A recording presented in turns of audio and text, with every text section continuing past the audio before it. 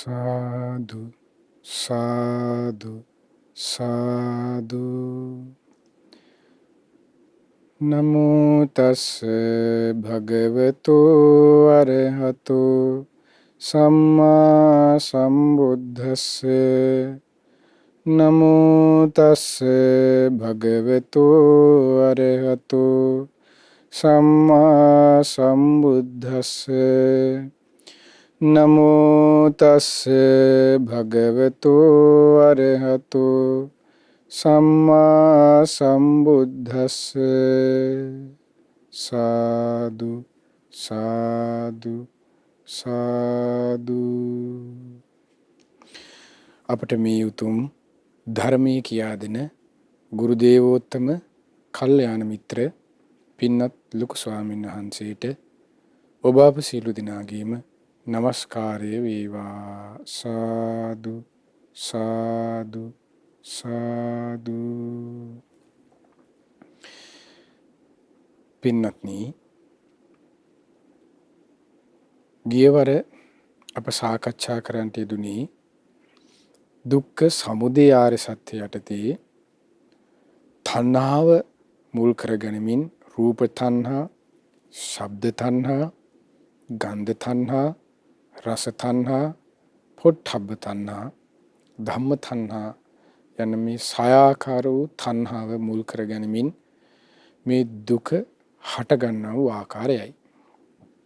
එනම් ආස්වාදයෙන් ඇලෙන, ඒතන සතුටින් පිළිගන්න, පුනර්භවය ඇති කරන ස්වභාවයෙන් මේ කාම තණ්හා, භව තණ්හා, විභව තණ්හාවන් හට ගන්නා වූ ආකාරය පිළිබඳව තමයි අප සාකච්ඡා කරන්නට යෙදුනේ.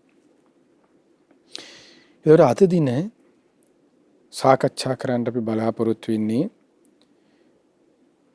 ලෝකේ පවතින ප්‍රිය ස්වභාවයෙන් යුතු, මිහිරි ස්වභාවයෙන් යුතු දෙය උපයෝගී කරගනිමින් මේ තණ්හාව පිවිස පවතින, එහෙම නැත්නම් මේ තණ්හාව හට ගන්නා වූ තවත් කාරණාවන් පිළිබඳව.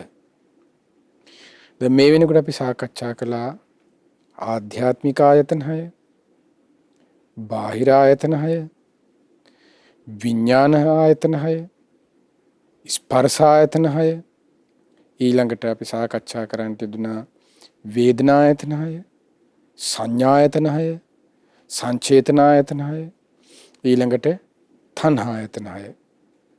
ඔය කාරණාවන් මුල් කරගැනීමෙන්, ඒ කාරණාවන් මුල් කරගැනීමෙන් තමයි අපි සාකච්ඡා කළේ. ඒතර ඔය කියපු කාරණාවන් ටික බුදුරජාණන් දේශනා කළේ මේ තණ්හාව පිවිස පවතින නම් පිවිස පවතින්නේ, මේ තණ්හාව හට ගන්නව නම් හටගන්නේ ඔන්න අපි කතා කරපු ඔය කාරණාවන් මුල් කරගැනීමෙන් කියන එක.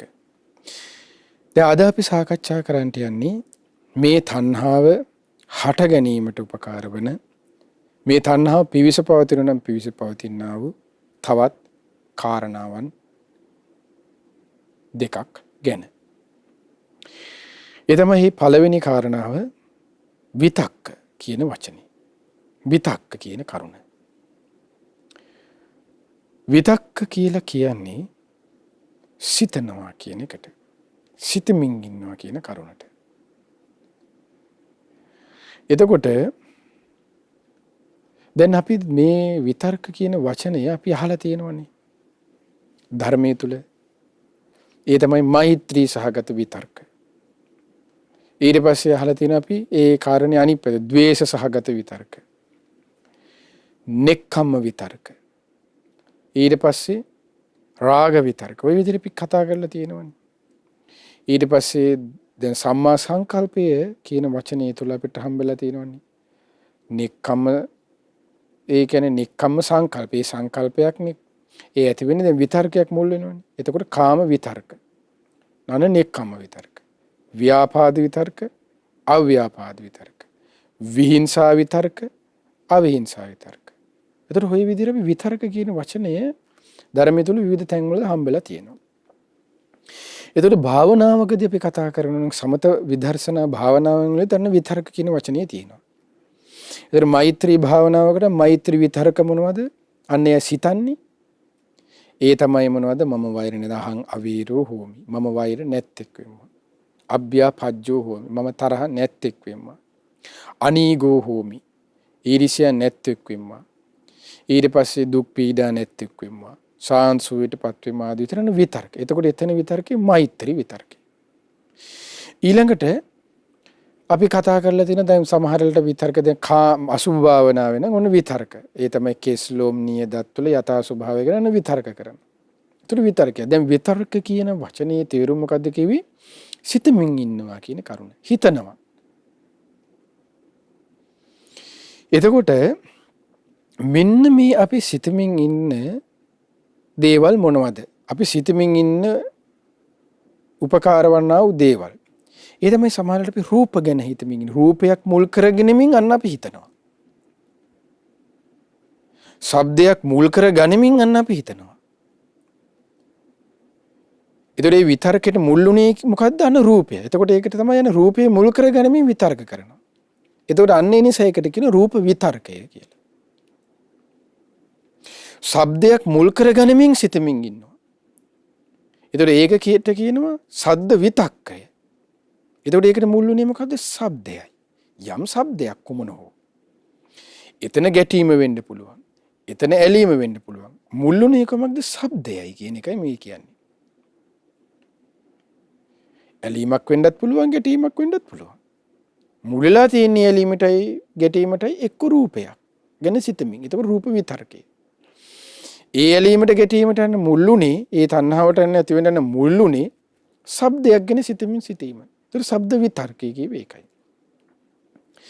ඊළඟට සිතමින් ඉන්නවා ගඳ සුවඳක් මුල් කරගෙන. ඇලිච්ච හෝ ගැටිච්ච හෝ යම් ශබ්දයක් මුල් කරගනිමින් අන්න ඔහු සිතමින් ඉන්නවා තණ්හාව ඇති වෙන ආකාරයට. තණ්හාව ඇතිවෙමින් මේ සසරේ වැඩපිළිවෙල සකස් වෙන ආකාරයට. ඒ ඇලීම ගැටීම මුල් කරගත්තා වූ ඒ ශබ්දයේ උපකාරී වුණ යන තණ්හාව ඔස්සේ මේ සසර ගමනක්. නැවත උපතක් පිණිසයි. එතකොට මේ විතර්කයට ශබ්ද විතක්කෝ. උනායි අපි කතා කරමු. අපි මේ සාකච්ඡා කරමු. මොකද මේ විතක්ක ਵਿਚාර කියන එක ඊට ගැඹුරු දෙයක්. මොකද විතක්ක ਵਿਚාර කියන කරුණ දැන් සමාධිය තුලක් තියෙනවනේ. සම්මා සමාධියේදී ධානාංගවලදී විතක්ක ਵਿਚාර කියන එක ගැන කතා කරනවනේ. සවිතක්කං සවිචාරං විතක්ක ਵਿਚාර සහිත අන්න පළවෙනි ධානය. විචක්ක ਵਿਚාර රහිත අන්න දෙවෙනි ධානය. තුන්වෙනි හතරවෙනි ධානයට විතක්ක ਵਿਚාර කතාවක් නැහැ. දෙවෙනි ධානයෙන් ඉවරයි. ඒතර පළවෙනි ධානය තුල තමයි විතක්ක ਵਿਚාර කියන කරුණක කතාවක් තියෙන්නේ. එතකොට ඒ පළවෙනි ධානය ඇති වෙන්නත් එක්කවන්න යම් විතර්කයක් උපයෝගී වෙලා තියෙනවා. හැබැයි අපි හිතන දියම් ගයක්. ඒකට අන්න ඒ විතර්ක තමයි අන්න ධම්ම විතක්කෝ. ධර්ම විතර්කයක්. යම් මනසින් අරමුණක් යම්. එතකොට ඒ මනසෙන් ඇතිගත්තා වූ ඒ අරමුණ මොකක්ද? අන්න මෛත්‍රී සාගත. දැන් අපි කතා කරේ මෛත්‍රී විතර්කය. එහෙම නැත්නම් ඒ අරමුණ මොකක්ද? යලි සිත අපි යලි හිතමින් හිටපු විතර්කය. එක්ක අසුභය. එක්ක කරුණාව. දැන් කරුණාව දැන් අපි හිතන විතර්කය මොකක්ද? එතකොට ඒ ධම්ම විතක්කය මොකක්ද? ඒ අමාරසින් හිතන යලි අපි හිතමින් ඉන්න විතර්කය මොකක්ද? ඒ විතර්ක කියන වචනේ තේරුම මොකක්ද කිව්වේ? සිතමින් ඉන්නවා කියන එක, සිතමින් සිටීම කියන එකනේ. ඒතකොට සිතමින් සිටින්නවට උපයෝගී කරගෙන විතර්ක එක රූපයක්. ගැන සිතමින් සිටීම. අන්න ඒට කිව්ව රූප විතක්කෝ. ශබ්ද ගැන සිතමින් සිටීම. ශබ්ද විතක්කෝ. ගන්ධයක් මුල කරගෙන සිතමින් සිටීම. ගන්ධ විතක්කෝ. රස විතක්කෝ. පොට්ටබ්බ විතක්කෝ. ධම්ම විතක්කෝ. එතකොට ධම්ම විතක්කෝ කියන එකේ තේරුම මොකක්ද? ඒ තමයි යම් කිසි සිතට එන අරමුණක් ගැන අන්‍ය සිතමින් ඉන්නවා, සිතමින් සිටිනවා. එතකොට සිතමින් ඉන්න ඒ සිතට එන අරමුණ මොකක්ද? අන්න අපි හිතමු මෛත්‍රිය.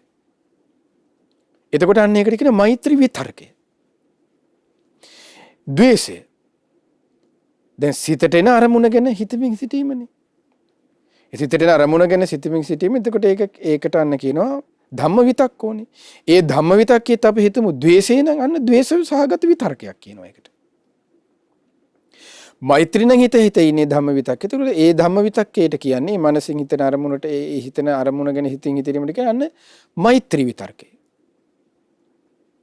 තිබුණේ කුමක්ද ගත්තොත් මෛත්‍රී කියන එකත් අයින් කළොත් ඊට පස්සේ ද්වේෂය කියන එකත් අයින් කළොත් පොදුවේ තියෙන යම් විතර්කයක්. යම් සිතමින් සිටීමක්. ඒ සිතමින් සිටින එකත් අන්න තව වෙන් කරනවා බලනවා කඩ. මොකක්ද? අන්න මෛත්‍රී විතර්කය. අන්න ද්වේෂ සහගත විතර්කයක්. මෙන්න කාම විතර්කයක්. මෙන්න නෙක්ඛම්ම විතර්කයක්. මෙන්න හිංසා විතර්කයක්. මෙන්න අවිහිංසා විතර්කයක්. ඒතර බලන්න විතර්ක කියන්නේ සිතමින් ඉන්නවා. සිතමින් සිටිනවා. ඒතර ඔය විදිහට විතක්ක කියන එක තේරුම් ගන්න තියෙන්නේ. එතකොට ඔන්න ඔය විතක්ක මුල් කරගෙන එතකොට මේ විතරකයන් බුදුරජාණන් දේශනා කරනවා මොකක්ද මේ තණ්හාව ඇති වෙන්නේ. මෙහෙම නැත්තම් මේ තණ්හාව හටගන්න මේ තණ්හාව පිවිස පවතින්න උපකාර වන්නා වූ කාරණාවන් මොනවද? රූප විතක්කෝ, ශබ්ද විතක්කෝ, ගන්ධ විතක්කෝ, රස විතක්කෝ, පොට්ටබ්බ විතක්කෝ, ධම්ම විතක්කෝ. ධම්ම විතක්කෝ කියන පාලි වචනේ ඇහෙනකොටම හිතන්න එපා මේ ධර්මයේ කියන එක. ධර්මයේ කියන එක නෙමෙයි ධම්ම විතක්කෝ කියන එකේ තේරුම. ධම්ම විතක්කෝ කියන පාලි වචනේ සිංහලයේ තේරුම සිතට එන අරමුණ ගැන. විතක්ක කියන වචනේ තේරුම මොකද? සිතමින් සිටීමනේ. එතකොට හිතට එන අරමුණ මුල් කරගෙන අරමුණ මුල් කරගෙන හිත ඉන්නවා. ඒකට ධම්ම විතක්ක. ඒ ධම්ම විතක්කේ යන්න අර විදිහට තමයි වෙන් කරන්නේ. කාමයේද, නෙක්ඛම්මයේද, ද්වේෂයේද, මෛත්‍රියද අන්න ඊට පස්සේ ළඟට කාරණා. ඒක දෙවෙනි පියවර. මුල්ුණේ යම් විතර්කයක්. එතකොට ඔන්න ඔය කියපු විතර්ක එහෙනම් බුදුරජාණන් දේශනා කරනවා කුමක්ද? තණ්හාව පිවිස පවතින්න, තණ්හාව හටගන්න උපකාර වන දේවල්. දැන් රූප විතක්කය. රූප ගැන හිතා ඉන්නවා. දැන් අපි හිතන්නේ නැද්ද? දැන් මේ රූප ගැන හිතා ඉන්න එකේදී දැන් සමහර විට අපිට දැන් බොහෝ වෙලාවට අපි හිත දුවන්නේ අතීතේ නිරුද්ධ වී ගිය දෙයක් කරකටනේ. වර්තමානයේ රූපයන් ගැන අපි හිත යනවා. එතකොට යනවා. වර්තමානයේ තියෙන විතර්ක තුලත් අපි ඉන්නවා රූප විතර්ක තුලත්. නැතුව නෙමෙයි. බොහෝ වෙලාවට මේ රූප විතර්කය ඇති වෙන්න අපිට උපකාරණ අපි හිතලා බැලුවොත් එහෙම අනාගතයටත් ගියාට බොහෝ වෙලාවට අපේ සිත තුල තියෙන ඒ කියන්නේ අතීත එකක් මුල් කරගෙන වර්තමානයේ පවත්වමින් යන්න උත්සාහ කිරීමක්.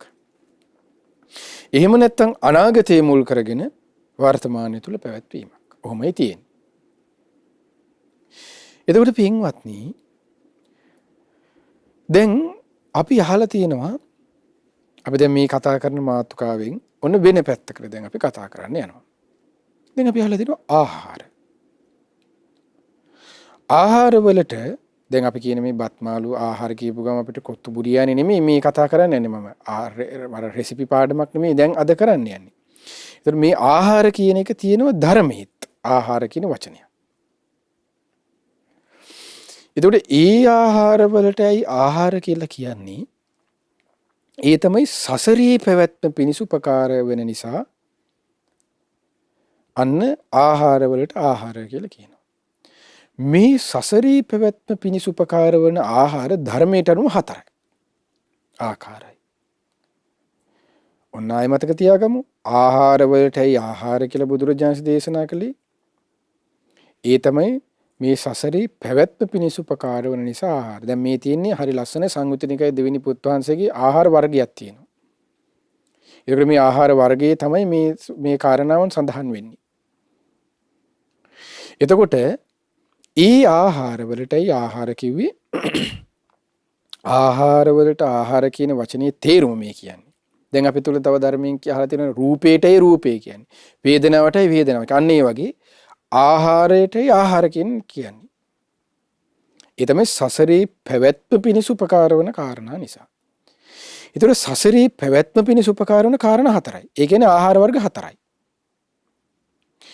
ඒ තමයි බුදුරජාණන් දේශනා කරනවා සියුම් හෝ ගොරෝසු කබලින්කාර ආහාරය. එතකොට සියුම් හෝ ගොරෝසු කබලින්කාරයේ සසරේ පැවැත්ම පිණිස උපකාර කරනවා.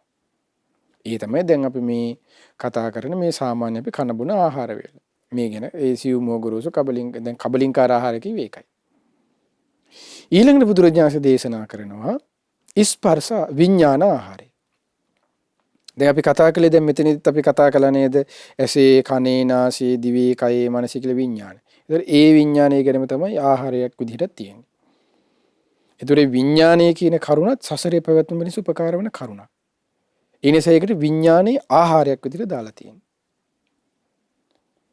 ඊළඟට ස්පර්ශය ආහාරයක්. ආහාර කියන වචනේ තේරුම මොකද්ද? සසරේ පැවැත්ම වෙනස උපකාරය. එතකොට ස්පර්ශ ආහාරය කියන වචනේ තේරුම මොකද්ද?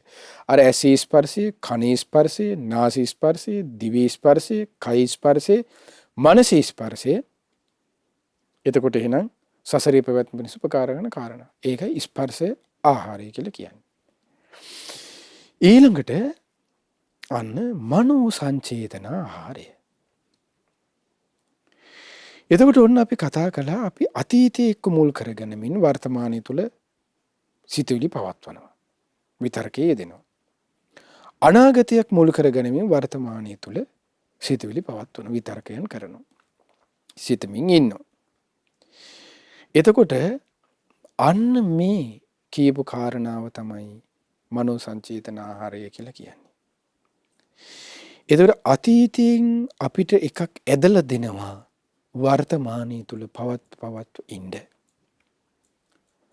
මේ අතීතයෙන් ඇදලා දෙන දෙයට තමයි අන්නේ අතීතයෙන් ඇදලා දෙන්නේ අපි ඇසින්. අතීතයෙන් ඇදලා දෙන දේවල් කියලා තියෙන්නේ අපි ඇසින්, කනින්, නාසයෙන්, දිවෙන්, කයින් ගත්තා වූ දේවල් ටික අපිට මනසින් මොකද කරන්නේ? ආයේ ඇද අපිට දෙනවා මේ අනුව හිතන්න, මෙහෙම හිතන්න කියලා. අපි ඒ අනුව අපි හිතනවා. ඒ කියන්නේ ධර්මයේ තුල තියෙනවා පින්වත්නි මේ ඇසට, මේ කනට, නාසයට, දිවට, කයට, කයට පිළිසරණ වනදී මේ ආයතන දැන් එතනද පහක් කතා කළා ආයතන. ඇස, කන, නාසය, දිව, කය. ඔන්න ඔය ආයතන පහට පිළිසරණ වෙන්නේ මොකක්ද? මුල් වෙන්නේ මොකක්ද කියන එක. ඔය ආයතන පහම මුල් කරගෙන දියුණු වෙන්නේ කොමක්ද කියන එක. පිළිසරණ වෙන්නේ කොමක්ද? ඒ තමයි මනස. එතකොට මේ ආයතන පහෙන්ම අපි ගත්ත දේ මනසටයි යන්නේ ඔක්කොම යන්නේ. එතකොට මේ මනසින් අන්න ඒක නැවත අපිට දියුණු කර අතීතයට ගිහිලා තිබත් ඒක නැවතන් අවසල දෙනවා. වර්තමානයේදී අපිට අනාගතයේදී අවසල දෙනවා. අතීතයෙන් අවසල දුන්නත් අනාගතයෙන් අවසල දුන්නත් අපිට තියෙන්නේ අපි මොකද වර්තමානයේ තුල පැවැත්මක් නේ. අන්නේ වර්තමානයේ තුල අර අවසල දෙන දේට අන්න ඒකට කියනවා මනෝ සංචේතන ආහාරය කියලා. තේරුම් ගන්න සරල උදාහරණයක්.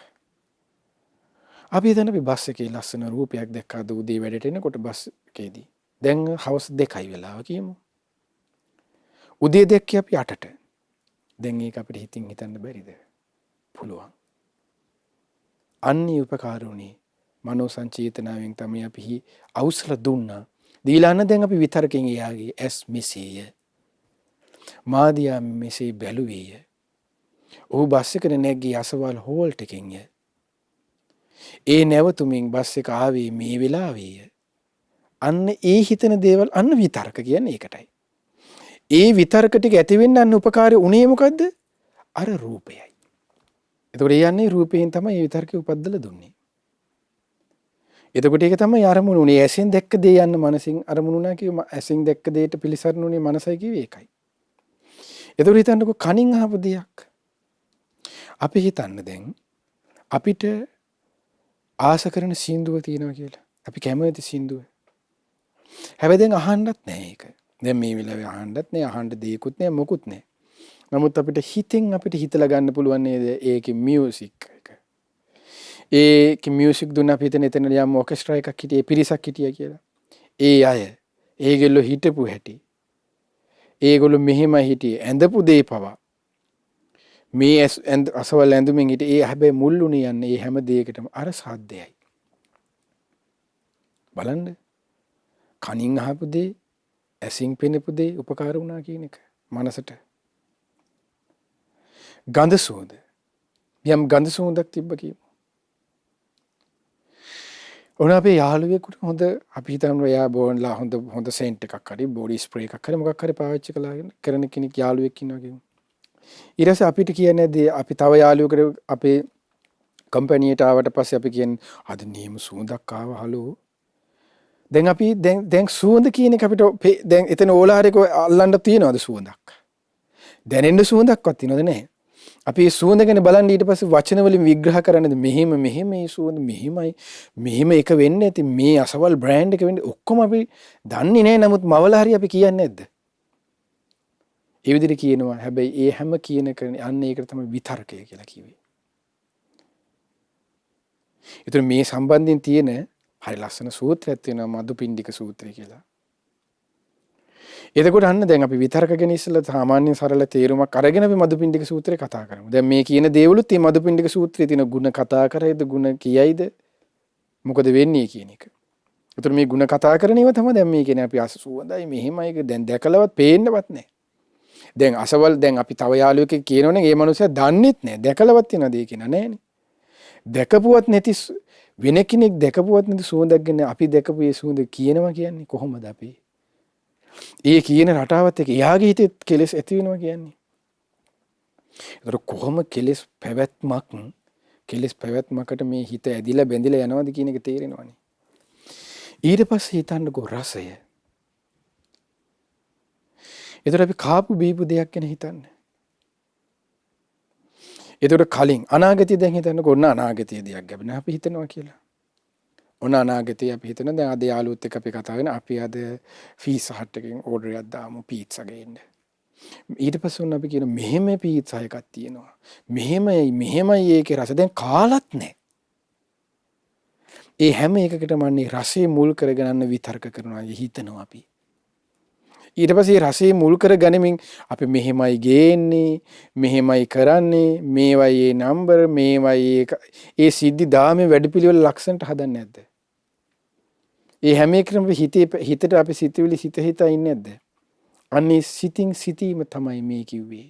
අන්න විතරකය කියලා. මුල්ුණේට රසයක්. නිරුද්ධ වේගී එකක් හෝ අනාගතය හට නොගත්තා වූ. ඒ මුල් කරගෙන වර්තමානයේ තුල අපි ඉන්නවා. වර්තමානයේ තුල පැවැත්ම තියෙන හොඳට බැලුවොත්.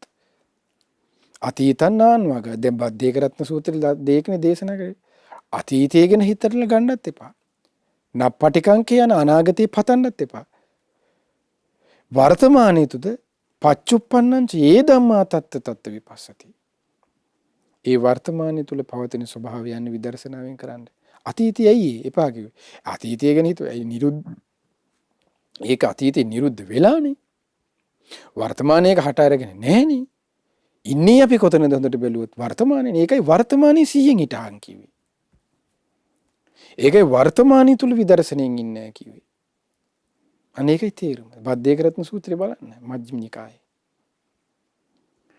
එතකොට අන්න විතරකය. රස. ඊට පස්සේ පොට්ටබ්බ පහස. අපිට දැන් රස්නේ.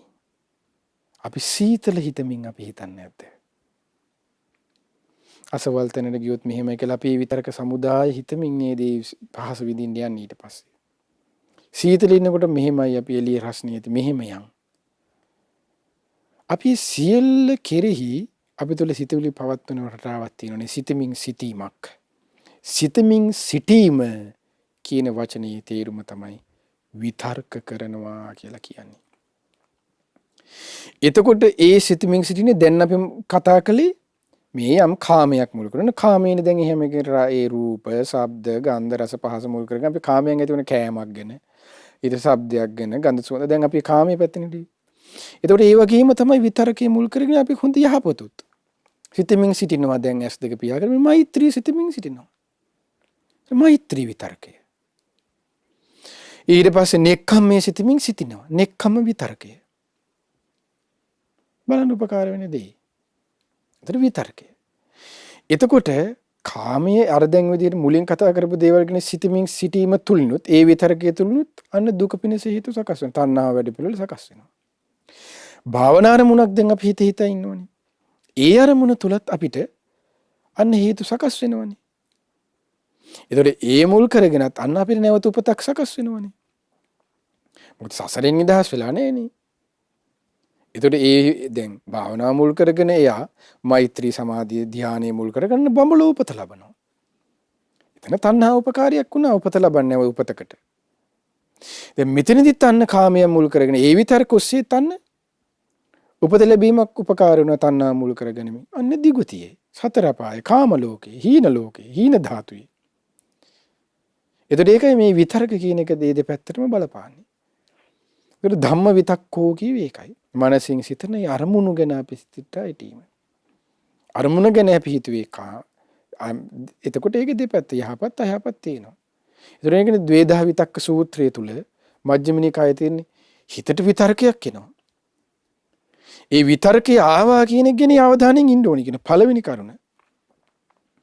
ඊට පස්සේ දෙවෙනි කරුණේදී බුදුරජාණන් දේශන ඒ ආප විතර්කේ අන්න බෙදලා බලන ද්වේධා විතක්ක කිව්ව එක බෙදා බලන විතර්කේ ගැන. අන්න එතකොට කුසලයේද අකුසලයේද කියලා අන්න ඒකයි බෙදලා බැලුවේ. කාමයේද නෙක්ඛම්මයේද ද්වේෂයේද ව්‍යාපාදයේද ලෝභයේද අලෝභයේද අන්න ඒකයි. එතකොට ද්වේධා විතක්ක සූත්‍රයේ ඒකයි විස්තර කරන්නේ. එතකොට මේ හැම එකටම අන්න මේ විතර්ක. ඒ විතර්කවල පැවැත්ම තියෙනවා කියන්නේ තණ්හාවේ පැවැත්මක් එතන තියෙනවා කියන්නේ. ඇයි?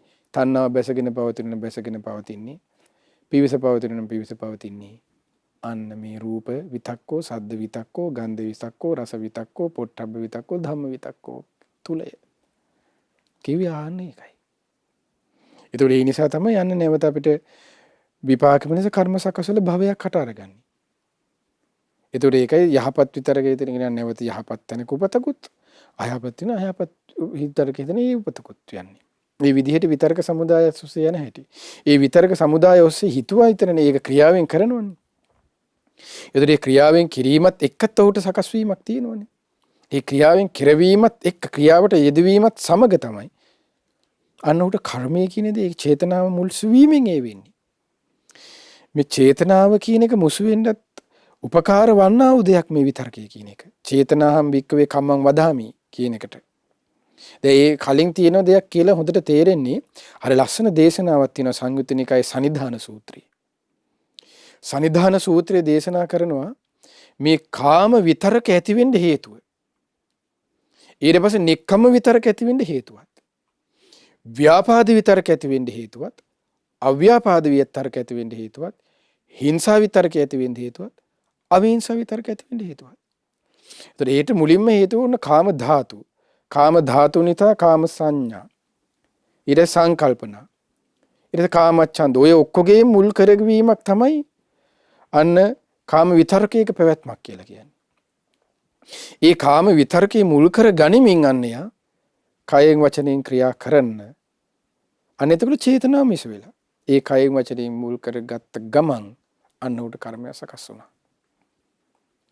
ඒ යහපත් ඒ කය ඒ චේතනා මුල් ඒ කය වචනේ මුල් කරගත්ත යහපත් දෙයක් නම් යහපත් වූ දෙයක්. අයහපත් දෙයක් නම් අයහපත් වූ දෙයක්.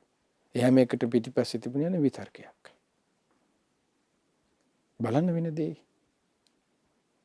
රෝහමයි සසරේ පැවැත්ම යන්නේ. එතකොට විතර්ක ගැන අපි යම් විදිහකට උඩ ගත්තා. එතකොට විතර්ක විචාර ඊළඟ එක. විචාරය කියලා කියන්නේ දැන් මේතනදී රූප විතර්කෝ ගැන මූලිකව 6 ආකාරයට විස්තර කරන බුදුරජාණන් වහන්සේ. ඊට පස්සේ රූප විචාරෝ. විචාර කියන වචනේ දැන් විතර්ක කියන එකත් එක්කම බැඳී පවතින දෙයක් විචාර කියන එක. විතර්කයේ කිව්වේ සිතමින් සිටිනවා. විචාරය කියන්නේ යලි යලි සිතමින් සිටිනවා. යලි යලි සිතමින් සිටීම අන්න විචාරය. සිතමින් සිටීම විතර්කය. අපි සිතමින් සිටියෙත් යලි යලි සිතමින් සිටියෙත් ඒ කියන්නේ විතර්ක කළෙත් විචාර කළෙත් මොනවද? හඳුනාගත්තා වූ රූපය ගැනයි. හඳුනාගත්තා වූ ශබ්ද ගැනයි. ඒකයි හඳුනාගත්තා වූ ශබ්දය ගැන සිතමින් සිටීමට අන්න බුදුරජාණන් දේශනා කළේ ඒකයි රූප විතර්කය. හඳුනාගත්තා වූ රූපය ගැන යලි යලි සිතමින් සිටිනවා. ඒ අන්න රූප විචාරයයි. හඳුනාගත්තා වූ ගඳ සුවඳ ගැන සිතමින් සිටීම ගන්ධ විතර්කයයි. හඳුනාගත්තා වූ ගඳ සුවඳ ගැන යලි යලි සිතමින් සිටීම ගන්ධ විචාරයයි. විතර්ක විචාර. විතර්කයට සිතමින් සිටීම විචාරය කියන එකට තව වචනයක් එකතු වෙනවා. යලි කියලා. යලි සිතමින් සිටීම. ඔන්න වෙනස. ඒක තේරුම් ගන්න ඕන. ඊට පස්සේ මනසින් හඳුනාගත්තා වූ අරමුණ ගැන සිතමින් සිටීම රූප විතර්කයයි. මනසින් හඳුනාගත්තා වූ අරමුණු ගැන යලි සිතමින් සිටීම ධම්ම විචාරයයි. ඔන්න විතක්ක විචාර කියන එකේ සරලව අපිට තේරුම් ගන්න ක්‍රමයි. ඒතර ඔන්න ඔය කරුණු ගැන හොඳට අවධානයෙන් ඉන්න ඕනේ. ඒක තේරුම් ගන්න. ඒතර තේරුම් ගත්තොත් තමයි අපිට ඉදිරියේදී මදුපිණ්ඩික සූත්‍රය අරගෙන අපිට සාකච්ඡා කරනකොට හරි පහසු වෙන්නේ. ඒතර ඔන්න ඔය විදිහට ඔබට තේරුම් ගැනීම හැකියාව තියෙනවා. විතර්කයත් විචාරයත් කියන කරුණ. පැහැදිලිද දැන්? එතකොට ඔන්න ඔය විදිහට. මොන බුදුරජාණන් දේශනා කරලා දැන් අපි මදුපිණ්ඩික සූත්‍රය සාකච්ඡා කරමු. මේ මුල් කරගනිමින්. ඒ තමයි භාග්‍යවත් බුදුරජාණන් දේශනා කරන භික්ෂුව යමක් මුල් කරගෙන යම් කෙනෙක් යම් කිසි දෙයක් මුල් කරගෙන කෙනෙක් තුල කෙලෙස් හැදෙන සංඥාවක්. දැන් මතකද? සංඥාව කිව්ව මොකද්ද? මතකද කිව්වා? හඳුනාගත්තා වූ දේ. හඳුනාගත්තා වූ දේ මොකද්ද? හඳුනාගත්තා වූ රූපයයි. හඳුනාගත්තා වූ ශබ්දයයි. හඳුනාගත්තා වූ ගඳ සුවඳයි. හඳුනාගත්තා වූ රසයයි. හඳුනාගත්තා වූ පහසයි. හඳුනාගත්තා වූ ඒ හඳුනාගත්ත දේට දේ ගැන තමයි යන්නේ සිතමින් සිටින්නේ. එක්ක විතර කරන. හඳුනාගත්ත දේ තමයි එක්ක යලි සිතමින් සිටින්නේ. ඒකට විචාරය. එතකොට අන්න බුදුරජාණන් දැන් මෙතන දේශනා කරන්නේ මොකද? යමක් මුල් කරගෙන අන්න යමක් මුල් කරගත්තා වූ දේවල්. රූප, ශබ්ද, ගන්ධ ඒවා. මුල් කරගෙන කෙනෙක් තුල කෙලෙස් හැදෙන සංඥාවන්. එතකොට මේ සංඥාව තමයි මුල් කර හැදෙන විදිහට සංඥාවන් මුල් කරගෙනමින් සිතේ කැරකි තියෙනවා නම්. එතකොට ඒ කියන්නේ මොකද්ද මේ? සිතේ කැරකි තියෙන මොකද්ද? යම් මේ සංඥා මුල් කරගෙන අන්න විතර්ක ਵਿਚාර කර ඉන්නවා නම් සිතේ කැරකි තියෙනවා නම් ඒවා කෙරෙහි ඇත්තෙන්ම සතුටින් පිළිගත යුතු බවකුත්. එතකොට බලන්න දැන් අපි හිතේ විතර්ක කර යලි විචාර කර තියෙන දේ නේද හොඳට බැලුවොත් සතුටින් පිළිගන්නේ. එතකොට සිතේ ඒවා කෙරෙහි ඇත්තෙන්ම සතුටින් පිළිගත යුතු බවක්. ගුණ කිය යුතු බවක්. එහි බැසගත යුතු බවක් අන්න තියෙනවා නම් අන්න ඒ මුල් කරගෙන තමයි රාගා නුසය හටගන්නේ කිව්වා. බලන්න ඇත්තද බොරුද? එතකොට දැන් කලින් වචනයක් අපි විස්තර කළා යම් අර කියපු රූප අර විතර මුල් කරගෙන විතරක කෙලස් ඇතිවන විතරක හිතේ කැරකි විතක්ක ਵਿਚාරයන් අන්න තියෙනවා. කැරකි තියෙනවා කියලා. එතකොට හිතේ කෙලස් ඇතිවන ඒ විතක්ක ਵਿਚාරයන්ගේ පැවැත්මේ සංඥා මුල් කරගනිමින් විතක්ක ਵਿਚාරයන්ගේ පැවැත්මට තනි වචනයක් බුදුරජාණන්සේගේ ධර්මයේ තුල දේශනා කරනවා. ඒ තමයි ඒට කියනවා ප්‍රපංච කියලා. ඔන්න හොඳට මතක තියාගන්න. අලුත් වචනයක්. ආයේ කියන්නම්. ඒ තමයි මොකද්ද? කෙලස් ඇතිවන ආකාරයට දැන් හඳුනාගත්තා වූ දෙයක් කෙරෙහිනේ අපි කියවේ සිතමින් සිටින එකට කියන විතර්කය. හඳුනාගත්තා වූ දේවල් ගැනනේ අපි නැවත සිතමින් සිටින්නේ කිව්වේ. ඒකට කියන විචාරකය කියලා. විචාරය කියලා. එතකොට ওই විදිහට හඳුනාගත්තා වූ දේවල් මුල් කරගනිමින් විතක්ක ਵਿਚාර සිතමින් ඉන්නවද? යලි සිතමින් සිටීද? විතක්ක ਵਿਚාර කරමින් සිටීද? කෙලස් ඇතිවන කෙලස් උපදවන්න උපකාර වන විදිහට. ඒ හිතන රටාවෙන් තුලින් උපදවන්නේ මොකද්ද? කෙලෙසයක් කියන එක මේ කියන්නේ. ඒ විතක්ක ਵਿਚාරයන් ඔස්සේ උපදවෙන්නේ කෙලෙසයක්. එතකොට ඒ කෙලෙසේ මුල් කරගෙන එක්ක රාගයක්, එක්කෝ පටිගයක්, එක්කෝ දෘෂ්ටියක්, එක්කෝ විචිකිච්ඡාවක්, එක්කෝ මානයක්, එක්කෝ භවයක්, එක්කෝ අවිද්‍යාවක්. එතකොට අන්න ඒකයි. දැන් මේ භාවනාව කියන කරුණු පව මේ දැන් අවිද්‍යානුසය, දැන් අවිද්‍යාව මුල් කරගෙනීමක් තියෙනවනේ. අපිට කෙලස් කියපු ගමන් අපිට රාග දේශ මොහ කියන එක විතරනේ මතක. එහෙම නෙමෙයිනේ. භව, මාන, දිට්ඨි, අවිජ්ජා ඔක්කොම තියෙනවා. අපිට කෙලස් තියෙන්නේ රාගයේ ද්වේෂය කියන එක විතරනේ. සමහරවිට මොහයක් කියන එක දන්නෙත් නැහැනේ. අපිට කෙලස් සමහරවිට අද කාලේ මිනිස්සුන්ට දෙකයිනේ තියෙන්නේ. රාග දේශ විතරයි. නමුත් දෘෂ්ටි ඒවා මතක නැහැ. ඒවා කෙලස් නෙමෙයි, ඒවා පිං කියලා හිතන් ඉන්නේ. ඒතර මේ එහෙම එකක් නෙමෙයි. යම් විතරක ਵਿਚාර පැවැත්මක් හඳුනාගත්තා උදේ මුල් කරගෙන අන්න ඒකයි. ඒ දේවල් ටිකට අන්න තනි වචනයකින් ධර්මයේ තුල සඳහන් ප්‍රපංච කියලා. ඒකේ මොකද්ද? හඳුනාගත්තා වූ අරමුණු ඔස්සේ අන්න යම් විතරක ਵਿਚාර කෙලස් ඇතිවන ආකාරයට විතක්ක ਵਿਚාරයන් කරනවාද? ඒ කෙලස් ඇතිවන ආකාරය වචනේ කියලා දැම්මේ. ඒ විතක්ක ਵਿਚාරය ඇති වෙන්නේ නැද්ද රහතන් වහන්සේට? ඒ රහතන් වහන්සේගේ ඒ විතර්ක තුල ඒ රහතන් වහන්සේ රූපේ දැකලා යම් විතර්කයක් කරන මේ ලස්සනයි මේක කැතයි. හැබැයි ඒ තුල නැස්ති මොනවද අර? ඒ විතක්ක ਵਿਚාර මුල් කරගෙනමින් ඇතිවන්නා වූ දේවල් ටිකක් තියෙනවා. අනුසයල්. ඒ අනුසය සම්පූර්ණයෙන්ම ප්‍රහාණයි. ඒ විතර්ක තුල තියෙන ඒ අනුසයන් තුල අභ්‍යන්තරයේ තියෙන කුමක්ද? දැන් අපි මේ අද කතා කරන දේ තණ්හාව බැසගෙනයි පවතින්නේ. ඒ දේශනාව තුල තිබුණේ ඒකයි. මේ රූප විතක්කෝ, ශබ්ද විතක්කෝ, ගාන විතක්කෝ, විචාරෝ, රූප විචාරෝ, රස විචාරෝ, අන්න ඒ තුල තමයි ඒ තේසා තණ්හා උපජ්ජමාන උපජ්ජිත උපදින්නේ. නිවිසමානා නිවිසිත පිවිස පවතින පිවිස පවතින තණ්හාව. ආන්නේ පිවිස පවතින තණ්හාවශයයි. ඒකයි මෙතන කෙලස් ඇති කරන කියලා දැන් වචන දැම්මේ.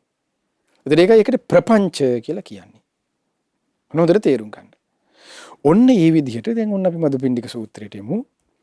ඔන්න ඒ මුල් කරගෙන කෙලස් අතන කැරකි තියෙනවා නම් ඒ සංඥාව මුල් කරගෙන සංඥාවන් සිතේ කැරකි තියෙනවා නම් ඒවා කෙරේ ඇත්තෙන්ම සතුටින් පිළිගත යුතු බවකුත්. අන්න සතුටින් පිළිගන්න බව අපේ තියෙනවනේ. ಗುಣ කිය යුතු බවක දැන් අර අපි කිව්වේ යම් ආහාරයක් මුල් කරගෙන, යම් සුවඳක් මුල් කරගෙන, යම් රසයක් මුල් කරගෙන, යම් අරමුණක් මුල් කරගෙන, යම් පහසක් මුල් කරගෙන අන්න පිළිගත යුතු බවකුත්, ಗುಣ කිය යුතු බවකුත්. ඒ හේතුවෙන් මොකද? අජ්ජෝසාය තිට්ඨති. බැසගත යුතු බවකුත් තියෙනවා නම්, බැස ගන්නවා නම්. අන්න බැස ගන්නවා නම් කිව්වේ මොකද්ද? අන්න වචනේ එත්ත නිවිසමානා නිවිසති. තණ්හාවයි බැසගෙන තියෙන්නේ. එතකොට ඒ තුල අන්න ඒකයි මේ කියන්නේ. ඒතර තණ්හාව නම් එතන බැසගෙන තියෙන්නේ. ඒ හේතුවෙන් හටගන්නේ බුදුරජාණන් දේශනා කළ රාගානුසයයි. ඒකට උපකා ඒ හේතුවෙන් එක්ක ඒ අරමුණ ඒ හිතෙන් අර ප්‍රපංචය ඔස්සේ ඇති කරලා දුන්නේ එක්ක රාගානුසය වෙන්න පුළුවන්. අනුසය කියලා කියන්නේ අනුසය කියන වචනේ අපි තේරුම් ගමුකෝ ඉස්සෙල්ලා. අනුසය කියන වචනේ තේරුම තමයි සිතේ අභ්‍යන්තරයේ පවතින ඒ කියන්නේ ප්‍රකට නොවූ කෙලෙසය කියන එකයි. හැබැයි කෙලෙසය තියෙනවා මේ මොහොතේ ප්‍රකට නැහැ. රාගයේ ඇතුලේ තියෙනවා හැබැයි ප්‍රකට නැහැ. ආන්නේ නිසා ඒකට කියනවා රාගානුසය කියලා. මේ අනුසය කියන එක ලස්සන උපමාවක් දක්වලා තියෙනවා.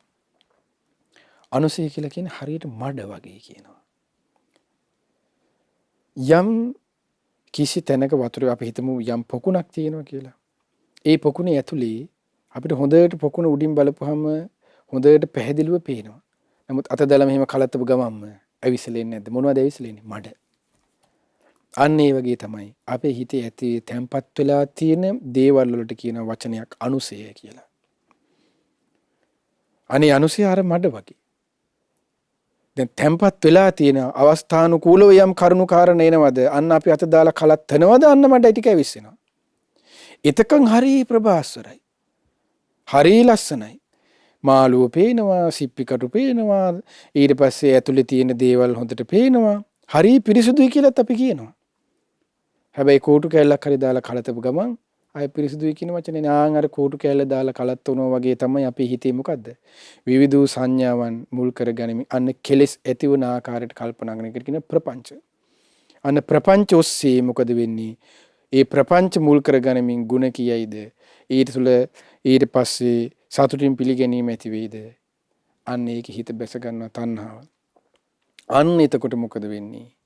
මේ තණ්හාව බැසගෙන තියෙන නිසා අන්න රාගානුසය ඇති වෙනවා. දැන් කැළතිලා තියෙන්නේ. කැළෙතිච්ච දේ අන්න ඇවිස්සුණා. රාගය ඇවිස්සුණා. යටපත් වෙලා තිබ්බ කෙලෙස් අන්න ඇවිස්සුණා රාගේ. රාගානුසය. ඊට පස්සේ බුදුරජාණන් දේශනා කරන පටිඝානුසය. ඒ සිතන සිතුවිලි ප්‍රපංච ඔස්සේ ඇති වුණේ මොකද්ද? ඒ ප්‍රපංච ඔස්සේ ඇතිවීම පිණිස උපකාර වුණේ ද්වේෂය නම් අන්න ගානට තැම්පත් වෙලා තිබිච්ච දේශේ මෙන්න යට තිබිච්ච දේශේ මෙන්න ගානට ඇවිස්සලා එනවා. අන්න උපකාර වුණේ පටිඝානුසය. එතකොට රාගානුසය නෙමෙයි එතකොට උපකරන්නේ පටිඝානුසය. එතකොට අනුසය ප්‍රහාණය වෙනවා කියන්නේ එතකොට දැන් රාගය අනුසයත් ප්‍රහාණය යන අනාගාමී වෙනකොට. පටිඝානුසය පවා ප්‍රහාණය වෙලා යනවා. ඒ කියන්නේ මේ අනුසය කියන එකට තියෙන්නේ ධාතු ස්වභාවය. කාම ධාතුව නිසා ව්‍යාපාද ධාතුව නිසා කාම ධාතුව නිසා අනුසය වැඩ කරනවා. ඒතර කාම ධාතුවම සම්පූර්ණ ප්‍රහාණං අනුසය කතාවක්වත් එතන නැහැ. සම්පූර්ණයෙන්ම කාමයේ කියන වචනේ ප්‍රහාණයි. රාගය කියන එක සම්පූර්ණයෙන්ම ප්‍රහාණයි. ව්‍යාපාද ධාතුව කියන එක සම්පූර්ණයෙන්ම ප්‍රහාණයි නම් අන්න එතන යට පටික ධාතුව කියන ව්‍යාපාද ධාතුව කියන එකක් නැහැ. අනුසයක්වත් නැහැ ව්‍යාපාදයේ තියෙන. ඒ අනුසේවල් තමයි යන්න කැලැත්තෙන්න පිණිස කැලැත්තෙනවා කියන ස්වභාවයක් දැන් මේ කැලැත්තෙන්න යන්නේ කියන එක තේරුම් ගන්න තමයි යන්න ක්‍රෝධයෙන්නේ අපි හිතට. අසවලා මට බැන්නේය. අන්න දැන් කැලැත්තෙන්න තමයි පටන් ගන්නෙ රාගානුසය. ඔන්න ටික ටික කලත්තනවා. රාගානුසය තමයි පටිඝානුසය. අර පටිඝේ නම මඩ කලත්තන්න පටන් ගන්නවා. අසවලා මට බැන්නේ අන්න දැන් එනවා තරහ. අසවලා මාව පැරැද්දුවේ යන්න එනවා. අසවලා මාහට මෙසේ කළේ යන්න එනවා. ඒ යන්නේ උපකාර කරවන්නේ අන්න ඒ කෙලෙස් උපකාර කරේ අනුසයයි. අන්න අනුසය කැලැත්තුණා අන්න පටිඝය හටගත්තා. දැන් අසවලා පැරැද්දුවේ ගැසුවේ මාව තල්ලු කරේය මාව පෙළුවේය මට වලවල් කැපුවේ එක ගා හිතෙන්නේ මොනවද? අන්න විතරක. අන්නී ප්‍රපංචවල.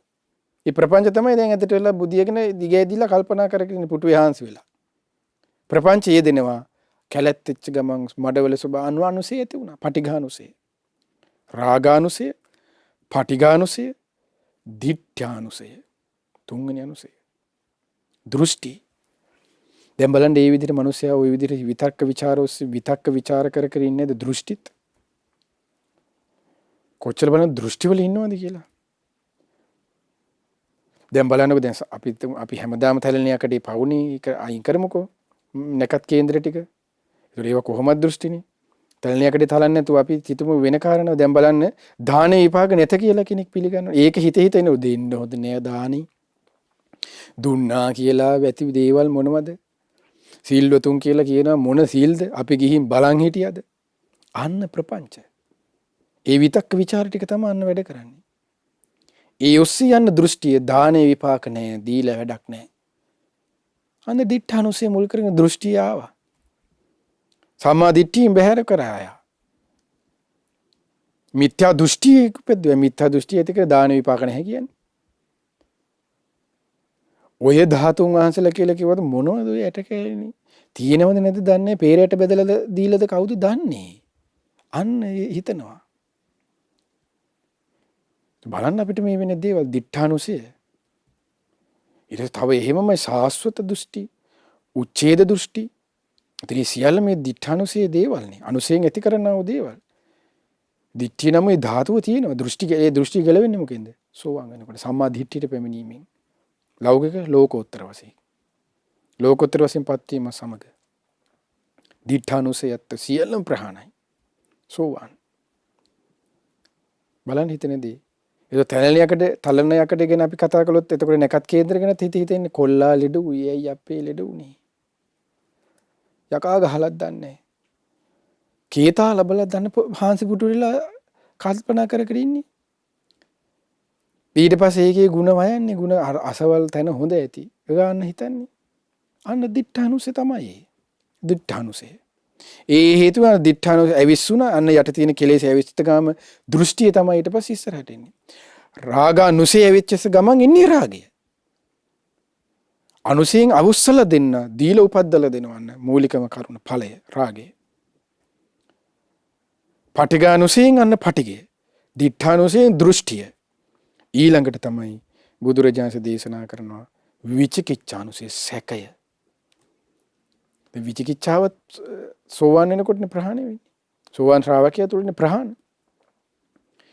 දන් දීලා හරියයිද දන්නේ. ඒ ඔක්කොම විචිකිච්ඡායි නේවා. ඔය රහතන් වහන්සේලා කියලා හිටියට කොහොමද දන්නේ අපි ගිහින් කැමරා හේ කොල්ල තියෙන මේ කුටි ඇතුලේ. කරන්නේ මොනවද බලන්න. සුපටිපන්නෝ උජපටිපන්නෝ කිව්වට. ආයේ විචිකිච්ඡාව සංඝයා සුපටිපන්නයි උජපටිපන්නයි කියලා පිළිගන්නේ. ඒක සැක කරනවා. ඒ ධර්ම භාග්‍යවත් බුදුරජාණන් වහන්සේ අරහං සම්මා සම්බුද්දය කියලා පිළිගන්නේ. මේ පිළිගන්නේකොට මේ විචිකිච්ඡානුසය මුල් කරගෙන තමයි මේ ඕපපාතික සත්වයෝ අන්න පිළිගන්නේ නැති විචිකිච්ඡාව මුල් වෙනවා.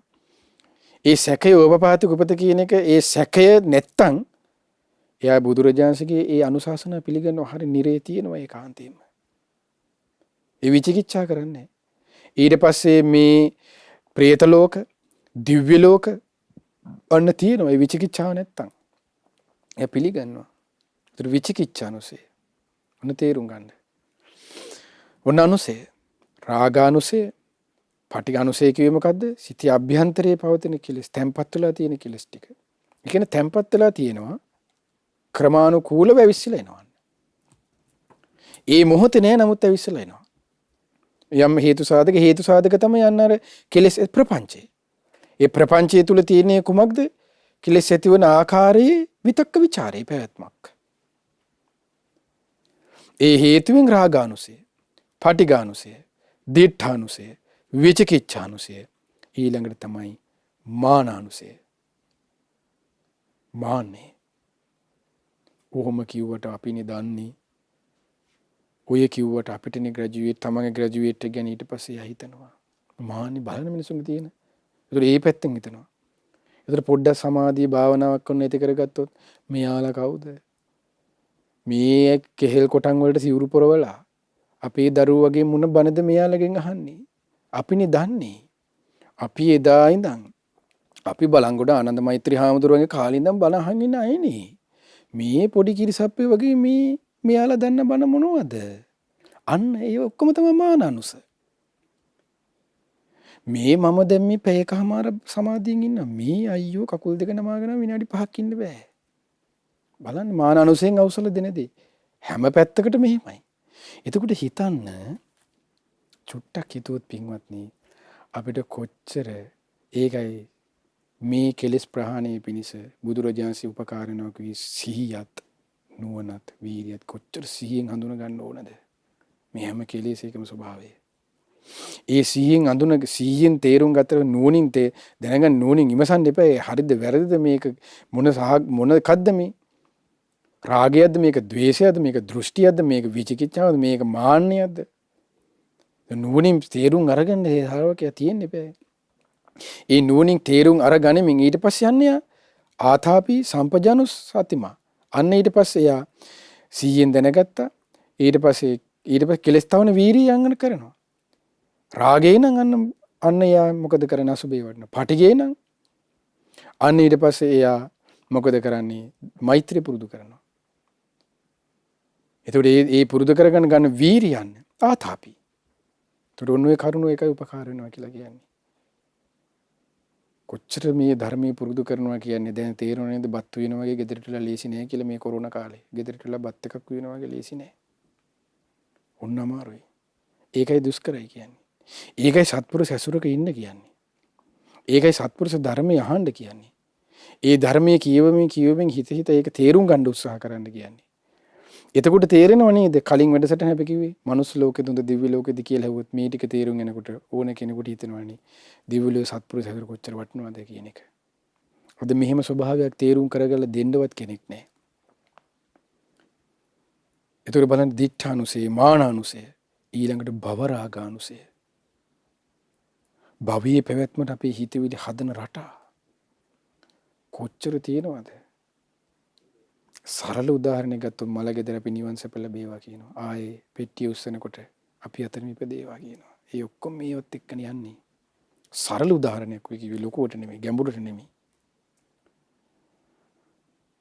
භවන්න අපි භවයේ තියෙන හැටි නයා පොළඟ හරි වෙලා යනවා කියනවා. භවයේ එළි එළි යන්න. ඒ පලි ගන්න.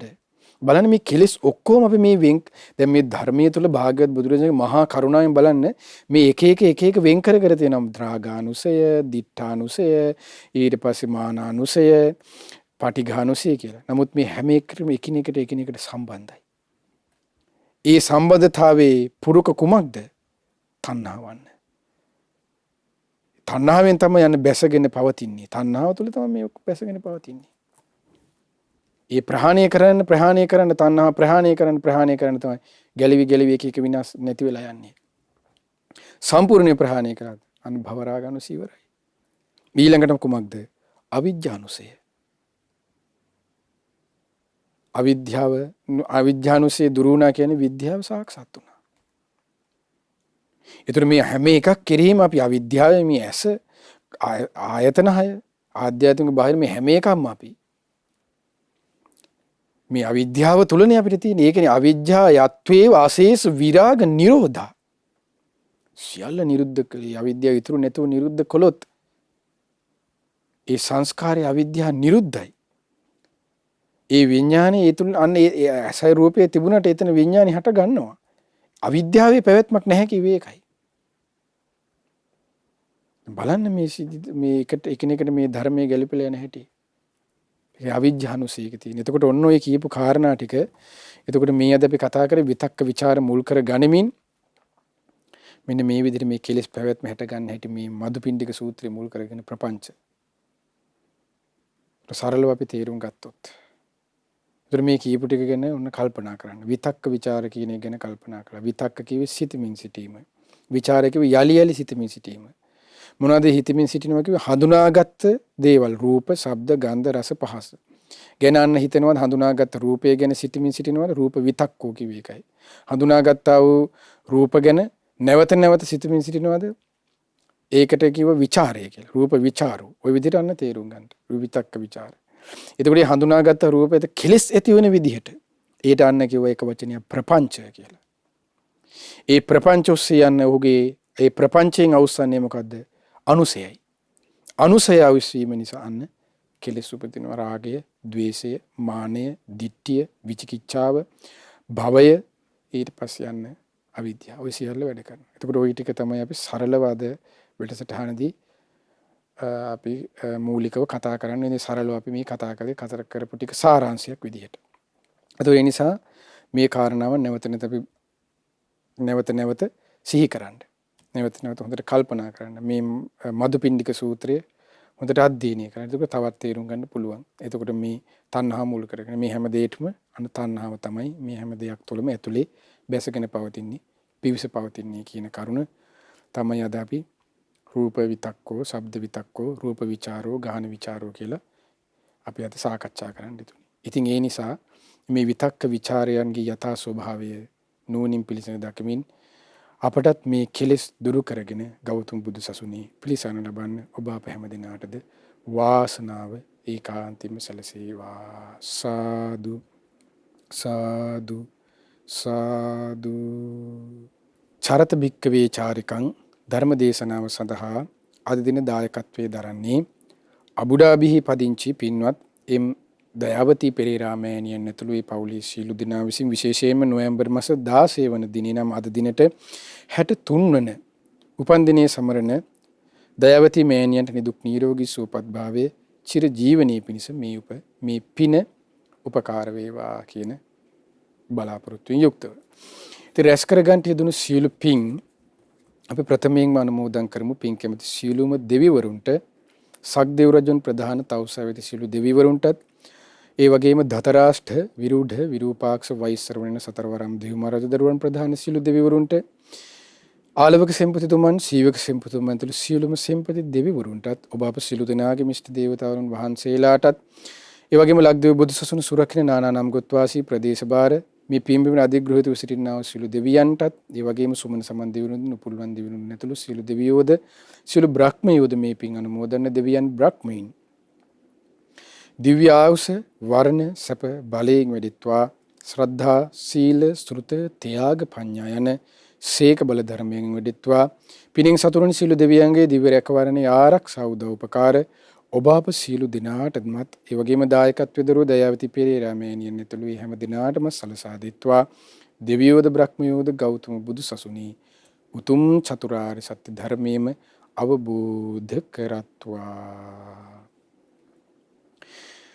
ඒ වගේම මේ පින දයාවති මහත්මිය නමින් මිය පරලොවයන්ට යෙදුන සීලව මළගිය ඥාතීන්ටත් ඔබ අප නමින්ද මිය පරලොව ගොස් යම් ඥාති වර්ගයක් පින් බලාපොරොත්තු වෙමින් ඇද්ද ඒ සීල ඥාතීන්ද මේ පින් සමලස අනුමෝදන් වෙත්වා. අනුමෝදන්ව ඥාතීන්ගේ පරලොව ජීවිත සැපවත් වෙත්වා සූපත් වෙත්වා සූපත් වෙත්වා ඥාතීන්ද සංසාර දුකින් අත මිදෙත්වා.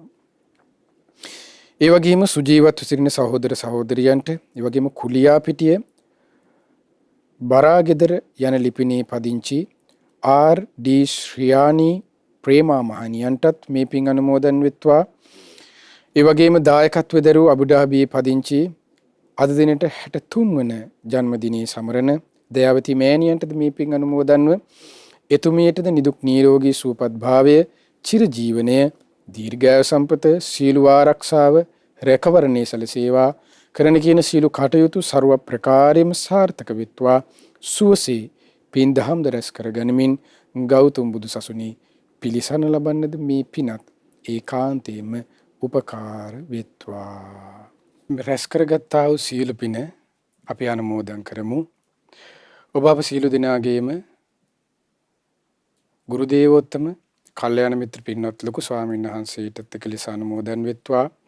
පින්වත් ලොකු ස්වාමීන් වහන්සේද මේ පින් අනුමෝදන්ව නිදුක් වෙත්වා නිරෝගී වෙත්වා සුවපත් වෙත්වා චිරජීවනය දීර්ඝායු සම්පත සීල ආරක්ෂාව රැකවරණී සැලසේවා. ගුරු දේවෝත්තම පින්වත් ලොකු ස්වාමීන් වහන්සේද මේ පින ගෞතම බුදු සසුනේ උතුම් ධර්මාභෝධී පිණිස උපකාර වෙත්වා. ඒ වගේම මේ සීල පුණ්‍ය ධර්මයන් සීල පින්න ස්වාමීන් වහන්සේලාට අනගාരികා මෑණිවරුන්ටත් අනුමෝදන් මහා සංඝරත්නයටද නිදුක් නිරෝගී සුවපත් භාවයේ චිරජීවනයේ දීර්ඝායු සම්පත සීල ආරක්ෂාව රැකවරණී සැලසේවා. සුසේ පිළිවෙතේ දෙන්නද මේ පිනත් ඒකාන්තයෙන්ම උපකාර වෙත්වා. ඒ වගේම මේ පින ඔබ අප සියලු දෙනාගේම දෙමාපිය ගුරුවර නෑදෑ හිත මිතුරු ඇතුළු සෑම දෙනාටමත් ශ්‍රද්ධා මාසික ධර්ම දානෙම උදව් උපකාර කරන නන්නරිම උදව් උපකාර කරන්නා වූ සිව්පසෙන් උපකාර කරන්නා වූ හැම දෙනාටද මේ පින් සමලස අනුමෝදන් වෙත්වා. විශේෂයෙන් මේ කොරෝනා වෛරස් තත්ත්වයෙන් රෝගාතුරව සිටින ඉන් පීඩාවටපත් වූ සිටින හැම දෙනාටද මේ පින් අනුමෝදන් වෙත්වා. අනුමෝදන් වේ ඔබ අප සියලු දෙනාද නිදුක් වෙත්වා නිරෝගී වෙත්වා සුවපත් වෙත්වා චිරජීවනයේ දීර්ඝායු සම්පත සීල ආරක්ෂාව රැකවරණී සැලසේවා. ඔබ අප සියලු දෙනාටමත් මේ පින ගෞතම බුදු සසුනේ උතුම් ධර්මාභෝධී පිණිස ඒකාන්තයෙන්ම උපකාර වෙත්වා. හැම දිනාටම තෙරුවන් සරණයි. නමෝ බුද්ධාය. මෙවැනි වටිනා ධර්ම දේශනා ශ්‍රවණය කිරීමට ශ්‍රද්ධා ඩේලි YouTube චැනලය සබ්ස්ක්‍රයිබ් කරන්න.